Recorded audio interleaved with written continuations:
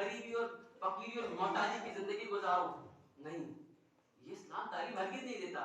اسلام تو تعلیم دیتا ہے کہ مال خوب کمائیں. اس کی دلیل آپ کے سامنے کچھ صحیح حدیث سے نکلا ہوا ایک استنباط میرا جو میں آپ کے سامنے پیش کرتا ہوں کہ اللہ کے نبی نے حجامے کی جو کمائی ہے نا اس کو ناپسند کیا ہے.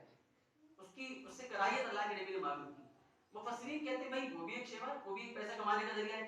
یہ نائی بائی کی کمائی اللہ کے نبی نے سے کہا کہ اللہ کے نبی کو کمائی پسند نہیں تھی. علماء کرام کہتے ہیں ایسا کیوں؟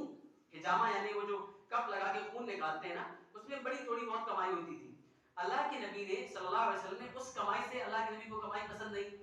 آج مفسرین اس کی سبب کیا بیان کرتے ہیں؟ اس کا ایک سبب مفسرین جو بیان کیا وہ یہ بھی ہے کہ اسلام آپ کو چھوٹی موٹی کمائی کرنے کا حکم دیتا. اگر استطاعت ہے, ذہین ہو, طاقت و قوت رکھتے ہو, اسلام کی نصرت اور مدد کے لیے اپنے آپ کو تیار کر سکتے ہو مالی اعتبار سے, تو بڑے سے بڑے کاروبار کرو, اپنے آپ کو اس میں لگاؤ, اچھا مال حاصل کرو. کیوں؟ یہ شریعت جس نے آپ کو سکھایا ربنا آتنا فی الدنیا حسنۃ وفی الآخرۃ حسنۃ وقنا عذاب النار. اے مولا ہم کیا دعا کرتے ہیں؟ دنیا بھی دے اور آخرت بھی دے. یہ نہیں کہا کہ آخرت کی آخرت دے, لیکن اگر دنیا آخرت پر حاوی ہو جائے تو اولئک هم الخاسرون ہو جائے گا, اب یہ خسارے میں آ جائیں گے. تو اللہ رب العالمین نے حشر کے میدان میں بھی اگر ابن آدم کے ساتھ میں کسی چیز کے حصول کو, جو اس نے بہت سی چیزیں حاصل کی تھی, بہت سے سوال کرنے تھے, اللہ نے 5 سوال اللہ کے نبی نے بیان کیے, اس کے بغیر آپ گزر نہیں پائیں گے. اس میں 2 ہی سوال میں سے پہلا سوال کیا؟ مال کہاں سے حاصل کیا؟ اگر وہ مال حلال طریقے سے کماتا ہے تو بڑے فخر کی بات ہے, اللہ اس کے لیے اس کو اور مبارک کرے. اور جو لوگ اگر اس طرح طریقہ حلال سے مال کو کمانے والے, اللہ ان کی اور ہم تمام کے مالوں میں اللہ خوب برکتیں نوازے. آمین. ہمارے مالوں میں اللہ خوب برکتیں دے, ہمیں خوب برکتوں سے نوازے, اس شرط کے ساتھ کہ مولا ہمارے پر یہ محبت غالب نہ آ جائے. بس حشر کے میدان میں پہلا سوال, جو 2 سوال مال سے متعلق کی جانے والے تھے, پہلا سوال کیا ہے کہ آپ نے مال کہاں سے کمایا؟ اب جب کما لیا تو اس مال کو کیسے خرچ کیا؟ اچھا کما لیا میں ایک بات اور دیکھیں بالاختصار, دیکھیے یہ موضوع بہت طویل ہے, بڑے اختصار سے بات کر رہا ہوں. مختصر اگر کہہ دوں, بارہا ایک تو ہوتا ہے آدمی کو دیکھ رہا ہے کہ یہ طریقہ جو ہے کمانے کا حلال ہے. جملے پہ غور کریے گا, حلال طریقے سے حرام کمانا آج ہم سیکھ چکے ہیں. بڑی عجیب بات لگی کہ مولانا طریقہ حلال ہے, جائز راستے سے ناجائز پیسہ آج ہم اور آپ نکالنے لگے. کس طرح نکالتے ہیں؟ ہمیں اور آپ کو معلوم ہے ایک بیچنے والے کو اختیار ہے, وہ اپنی چیز کتنے میں بھی بیچ سکتا ہے. لیکن ایک آدمی جان بوجھ کر ایک آدمی کو دیکھ رہا ہے کہ اس کی کنڈیشن ایسی نہیں ہے, آپ کے پاس کچھ سدھرانے کے لیے آیا, آپ موبائل کے میکینک ہیں, آپ گاڑی کے میکینک ہیں, آپ کو معلوم ہے کہ جی ایک اسکرو کٹنے سے بھی اس کا بیچارے کا کام چل جائے گا, لیکن آپ کیا کرتے ہیں؟ ارے انجن کھولنا پڑے گا, یہ ہوگا وہ ہوگا. ایک مثال آپ کے سامنے بیان کرتے ہیں کہ حلال طریقے سے لوگ حرام کیسے کماتے ہیں. آپ اس بیچارے کا پورا انجن آپ پکڑا دیں گے.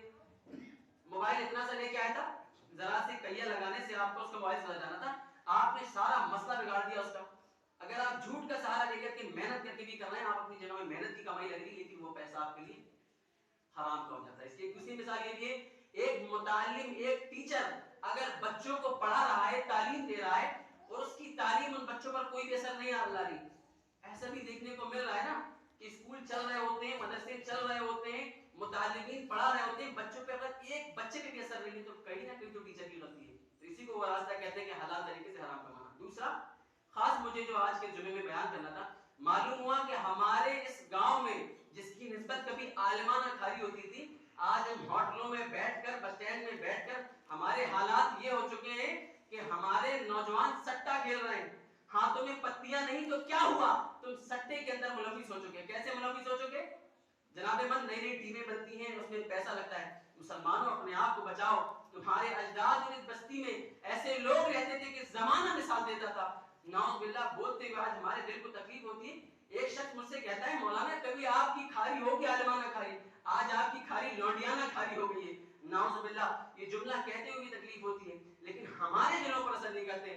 حلال کمانے والی کون؟ آج ہمارے یہ حال ہو گئے, ہمارا نوجوان سٹا کھیلتا ہے, ہاتھ میں جناب پتے کو ہی سٹا نہیں کہتے, یہ پیسے کو لگا لگا کر کے کھیلنے والے, یہ بھی اس حرام کمائی کے زمرے میں آ رہے ہیں. اور اس حرام کمائی کو لے کے آپ کہاں جائیں گے؟ یاد رکھیے گا کوئی سکون قلب نہیں ہوگا. اور حشر کے میدان میں جو پہلا سوال تھا نا کہ کہاں سے کمایا, اس میں یہ بھی سوال ہوگا جناب کیسے کمایا؟ بیٹھ کے بڑی محنت کر رہے تھے آپ اس میں سٹے کی؟ نہیں, اللہ کیا حساب دینا ہوگا.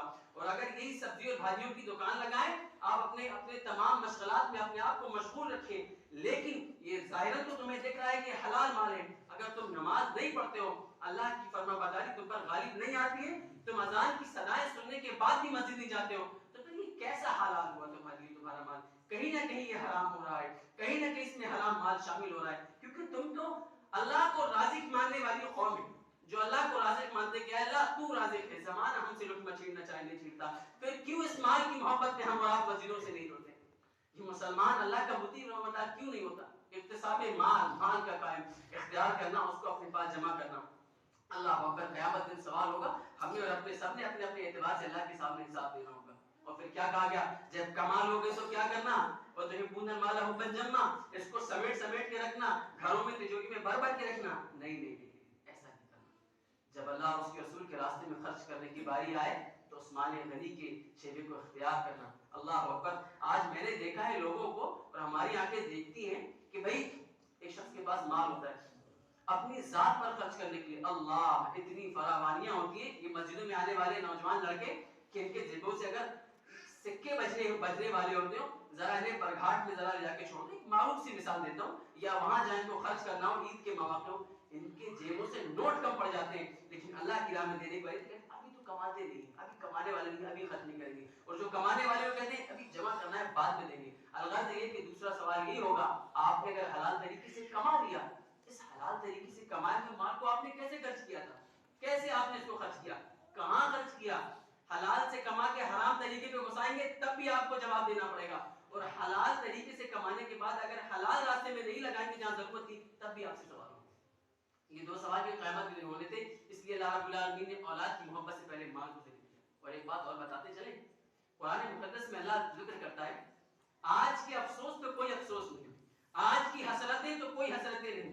آج افسوس ہوتا ہے، موقع ہوتا ہے کہ آپ ہمارا اپنی زندگی کو تبدیل کر دیں، قیامت کے دن افسوس جب ہوگا تو اس کا کوئی مطلب ہوگا؟